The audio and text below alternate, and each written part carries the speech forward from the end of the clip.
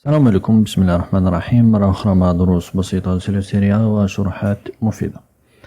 في هذا الشرح طريقة أخذ سكرين شوت لصفحة ويب في المتصفحات الثلاث. نبدأ بكروم. في كروم قمت بإضافة هذه الإضافة في الأعلى اكستنسيون واسمها ويب كليبر إيزي سكرين شوت، وهي أفضلها. لديك 3 خيارات. مثلا الخيار الأخير هذا يمكنك اختيار صورة هكذا لأي جزء من الصفحة ثم حفظه مباشرة. الخيار الثاني يقوم بأخذ صورة للواجهة أو ما تشاهده الآن في الصفحة. أما الخيار الثالث فيقوم بأخذ صورة من الأعلى إلى الأسفل، عدة صور، ويدمجها في صورة واحدة.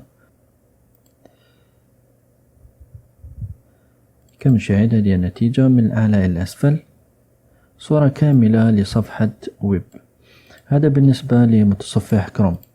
متصفح أوبرا كذلك فيه ميزة مدمجة في المتصفح، هذه في الأعلى كما نشاهد صورة صغيرة يمكنك الضغط عليها، ولديك خيارات كذلك تختار صورة من الصفحة وثم كابتشر.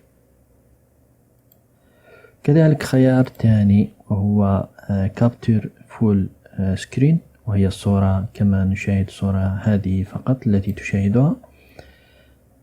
والخيار الثالث وهو سيف بيج از PDF، وهذا الخيار موجود في جميع المتصفحات، يمكنك حفظ أي صفحة أي موقع بصيغة PDF ثم تحويل الصفحة إلى نشاهد كيف نحفظها بالPDF أولا.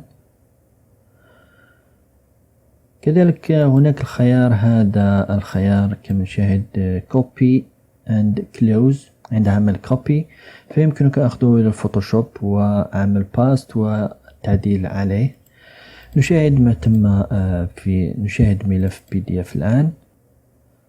هذه صفحة الموقع ككل، ويمكنك عمل تحويلها إلى صورة من هنا save as، ثم اختيار PNG من هنا ثم save فتصبح كصورة.